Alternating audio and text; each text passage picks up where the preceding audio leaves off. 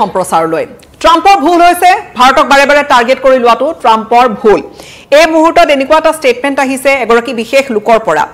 এগৰাকী এনালিষ্ট তেওঁ প্ৰাক্তন পেন্টাগনৰ এনালিষ্ট আৰু তেওঁ কৰিছে এটা ডাঙৰ মন্তব্য তেওঁ কি মন্তব্য কৰিছে কিহৰ উদ্ধৃতি দি তেওঁ ট্ৰাম্পক ভুল বুলি কৈছে হে আমি আপোনালোকক জনাম যেহেতু ইতিমধ্যে আমাৰ দৰ্শক অৱগত যে আমেৰিকাই শেহতীয়াকৈ ৰাছিয়াৰ পৰা তেল ক্ৰয় কৰাৰ বাবে ভাৰতক টাৰ্গেট কৰি আছে আনকি এনেকুৱা এটা পৰ্যায় পাইছে গৈ ক্ষমা কৰিব যে ভাৰতক প্ৰথমে 25% ট্যাৰিফ আৰোপ কৰাৰ কথা ক'লে আৰু তাৰ পিছত ভাৰতক ইয়াতকৈ বেছি অৰ্থাৎ 27 আগষ্টৰ পৰা কাৰ্যকৰী হোৱাকৈ সামগ্ৰিক ৰূপে 50% ট্যাৰিফ বা শুল্ক আৰোপ কৰাৰ কথা ট্ৰাম্পে ঘোষণা কৰি দিলে এতিয়া ট্ৰাম্পৰ ট্যাৰিফ ওয়াৰক লৈ গোটে বিশ্বজুৰি চৰ্চা চলি থকাৰ মাজতে হঠাৎ ট্ৰাম্পৰ এই যেটো এক প্ৰকাৰ ভাৰতৰ সৈতে সংঘাতপূৰ্ণ বুলি নকলেও কৰবাত নহয় কৰবাত যেন এটা পূৰ্বতকৈ যেন অৱনমিত হ'ল গোটে সম্পৰ্কটো আৰু ইয়াৰ মূল কেন্দ্ৰবিন্দুটোৱে হৈছে যে ট্যাৰিফ অৰ্থাৎ কিমান শুল্ক আৰোপ কৰিব ট্ৰাম্পে বাৰম্বাৰ ভাৰতক টাৰ্গেট কৰি আহিছে এইভাবে যে ইউক্ৰেইনৰ যিখন যুদ্ধ যিখন বহুবাৰ মধ্যস্থতা কৰিবলৈ আগবাঢ়িও ডোনাল্ড ট্ৰাম্পে এই যুদ্ধ ইউক্ৰেইন ৰাছিয়াৰ মাজৰ যুদ্ধ মীমাংসালৈ আনিবলৈ পৰা নাই সেই যুদ্ধখনত ইউক্ৰেইনত মানুহৰ মৃত্যু ঘটিছে আৰু তাক ভাৰতে কেৰেপ নকৰি ৰাছিয়াৰ পৰা অৰ্থাৎ ৰাছিয়াৰ হাতত ইউক্ৰেইনক মানুহ মৰিছে আৰু সেই ৰাছিয়াৰ পৰা ভাৰতে তেল ক্ৰয় কৰি থকাটো বা ডিফেন্স ডিল কৰি থকাটো এক প্ৰকাৰ চকুৰ কুটা হৈ পৰিছে ডোনাল্ড ট্ৰাম্পৰ আৰু তাতে ভীষণ অসন্তুষ্ট ডোনাল্ড ট্ৰাম্পে সেইভাবে সেইটো অজুহাত দেখুৱাই সেইখিনি কথা বাৰম্বাৰ কৈ বিভিন্ন মঞ্চত কৈ ভাৰতৰ বিৰুদ্ধে অধিক ট্যাৰিফ আৰোপ কৰিলে কিন্তু ট্ৰাম্পৰ ইয়াত ভুল হৈছে বুলি এইবাৰ কৈছে এগৰাকী বিষয় আমি কৈছোৱে যে পেন্টাগনৰ এগৰাকী প্ৰাক্তন এনালিষ্ট ফৰ্মাৰ পেন্টাগনৰ এনালিষ্ট গৰাকীয়ে মাইকেল ৰুবিনে কৰিছে এটা ডাঙৰ মন্তব্য তেওঁ খুব সমালোচনা কৰিছে ডোনাল্ড ট্ৰাম্পৰ ইউএছ প্ৰেসিডেন্ট গৰাকীক মাৰ্কিন যুক্তৰাষ্ট্ৰৰ ৰাষ্ট্ৰপতি গৰাকীক তেওঁ সমালোচনা কৰিছে ডোনাল্ড ট্ৰাম্পক তেওঁ কৈছে যে ডোনাল্ড ট্ৰাম্পে যেটো স্থিতি লৈছে হেতু ভুল স্থিতি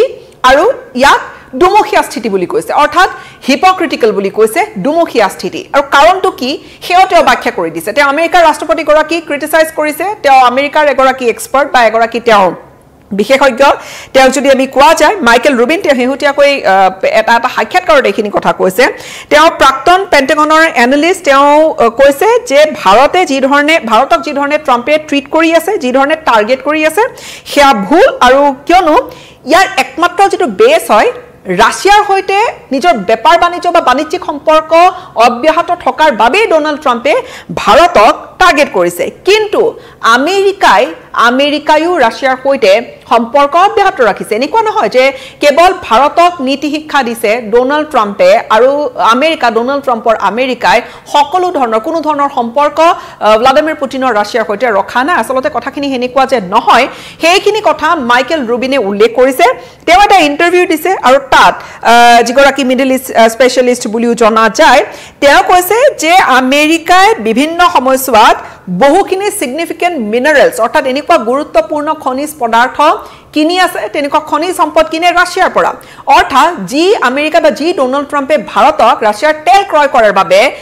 কথা শুনাই বা ট্যাৰিফ অধিক শুল্ক আৰোপ কৰাৰ কথা কয় সেইখন আমেৰিকাই যে ৰাছিয়াৰ পৰা এই মিনাৰেলসমূহ ক্ৰয় কৰি আছে কিছু স্ট্ৰ্যাটেজিক্যালি বা কিছু খুব সিগনিফিকেন্ট মিনাৰেল খনিজ পদাৰ্থ যেনে ইউৰেনিয়াম হেক্সাফ্লোৰাইড এই ইউৰেনিয়াম হেক্সাফ্লোৰাইড আমেৰিকাৰ নিউক্লিয়াৰ ইন্ডাস্ট্ৰিটোৰ বাবে প্ৰয়োজনীয় আৰু সেইখিনি কৰ পৰা ক্ৰয় কৰি আছে আমেৰিকাই হেয়া ৰাছিয়াৰ পৰা ক্ৰয় কৰা আমেৰিকাৰ বন্ধ হৈ যোৱা নাই তাত কোনো ফুল ষ্টপ হোৱা নাই সেই দিকটো অব্যাহত আছে কিন্তু সেই দিকটো অব্যাহত থকাৰ পিছতো ভাৰতে ৰাছিয়াৰ পৰা তেল কিনাটোত এক প্ৰকাৰ আপত্তি দেখাইছে অৱশ্যে ভাৰতে হিসাব নিকাশ কৰি ভাঙি পাতি যে কিমান প্যালেডিয়াম কিনে যেটো ইভি ইন্ডাস্ট্ৰিটোৰ বাবে আৰু আমেৰিকাৰ ইভি ইন্ডাস্ট্ৰিটো খুব ডাঙৰ ইন্ডাস্ট্ৰি আমি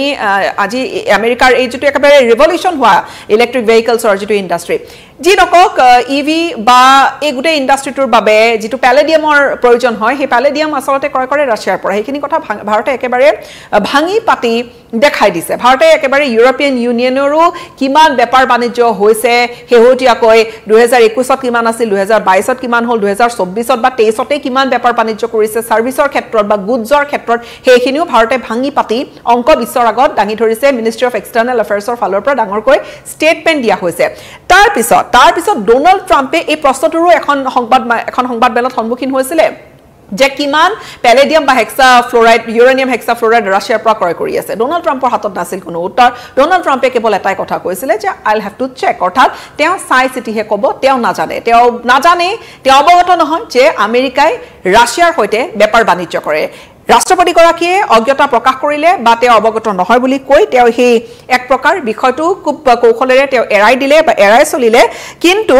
এতিয়া সেই প্ৰসংগটো হয়তো তেওঁৰ সন্মুখলৈ আৰু আহিব কোনোবা এখন মঞ্চত হয়তো সেই প্ৰশ্নটো তেওঁৰ সন্মুখত আকৌ আহিবহি কিন্তু সেয়া এটা বেলেগ বিষয় কিন্তু এই মুহূৰ্তত এই গৰাকী মাইকেল ৰুবিনে পূৰ্বৰ পেণ্টাগন এনালিষ্ট গৰাকীয়ে কৈছে যে ট্ৰাম্পৰ ভুল হৈছে তেওঁ ট্ৰাম্পক সমালোচনা কৰিছে আৰু তেওঁ কৈছে যে ৰাছিয়াৰ পৰা ভাৰতে যেটো তেল ক্ৰয় কৰিছে সেয়া আসলতে আমেৰিকাৰ তাত বিশেষ ক'বলগীয়া একো না আমেৰিকাৰ দুমুখীয়া নীতি ই পোহৰলৈ আনিছে কিয়নো আমেৰিকাই নিজাববীয়াকৈও এই ধৰণৰ বেপাৰ বাণিজ্য অব্যাহত ৰাখিছে অৱশ্যে হে ট্ৰাম্পৰ আইৰনি বুলি কৈছে আৰু লগতে ষ্ট্ৰেটেজিক মিনাৰেল কিনাৰ কথা কৈছে আৰু তাৰ উপৰিও কৈছে যে ইউএছ আমেৰিকাই অৰ্থাৎ যি আজাৰবাইজানৰ পৰা গ্যাস ক্ৰয় কৰাৰ যেটো কথা কয় হে মেজৰিটি ইউএছ গ্যাস সাপ্লাই হয়তো ৰাছিয়ান নতুবা ইৰানিয়ান আৰু তাতো আমেৰিকাবাসীয়ে যিখিনি ক্ৰয় কৰি আছে এই বিষয়টোতে উত্থাপন কৰিছে কিন্তু সিমানেই নহয় তে প্ৰধানমন্ত্ৰী নৰেন্দ্ৰ মোদীৰ যেটো স্থিতি খুব ভূয়সী প্ৰশংসা কৰিছে প্ৰধানমন্ত্ৰী গৰাকীয়ে এক প্ৰকাৰ যেটো আজিৰ তাৰিখত স্থিতি লৈছে ভাৰতৰ যেটো দিল্লীৰ যেটো স্থিতি যে ৰাছিয়াৰ হৈতে তেল ক্ৰয় কৰিব যেতিয়া ভাৰতৰ কনজিউমাৰক প্ৰয়োজন যিখিনি হ'ব সেইখিনিৰ বাবে ভাৰতে নিজৰ কনজিউমাৰক নিজৰ গ্ৰাহকক নিজৰ দেশৰ নাগৰিকক সুবিধা হোৱাকৈ ভাৰতে নিজৰ নীতি কৰিব আৰু সেই নীতি ট্ৰাম্পে কোৱা বুলি বা আমেৰিকাই কোৱা বুলি যে হলনি নকৰে সেইখিনি কথা ভাৰতে দিল্লীয়ে স্পষ্ট কৰি দিছে হেতু স্থিতি আৰু তাৰ পিছতে প্ৰধানমন্ত্ৰীৰ যেটো ষ্টেণ্ড সেই বিষয়টো বা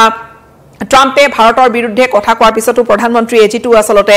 স্থিতি লৈছে বা দিল্লীয়ে যেটো স্থিতি লৈছে সেইখিনি খুব প্ৰশংসা কৰিছে আৰু তাৰ পিছৰ পৰা তেওঁ এই ধৰণে কৈছে যে এটো এটা এনেকুৱা অধ্যায় হ'ব এটা মাইকেল ৰুবিনৰ মন্তব্য যে এনেকুৱা এটা অধ্যায় বা এনেকুৱা এটা এপিসোড যি এপিসোড আসলতে ইউএসএ মনত ৰাখিব আৰু ইউএসএ ইয়াৰ পৰা এক প্ৰকাৰ শিকিব যে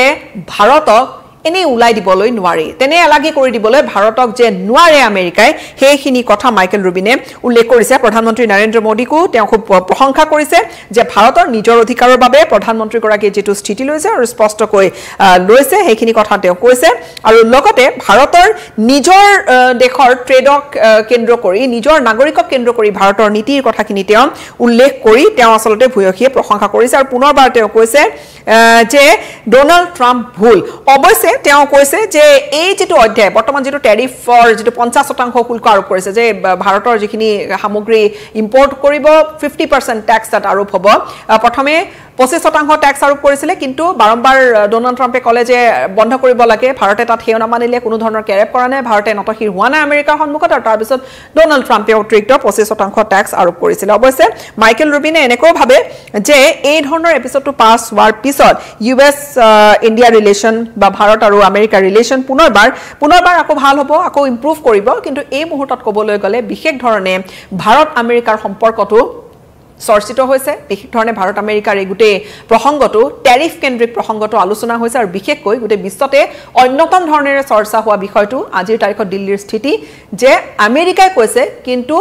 ভাৰতে স্পষ্ট কৰি দিছে যে ভাৰতে নিজৰ মতে চলিব আমেৰিকাই কোৱা মতে উঠা বহা নকৰে আৰু ভাৰতৰ আজিৰ স্থিতি কিমান হবল সেইখিনি সেই এমিৰ ষ্টেটমেন্টৰ জৰিয়তে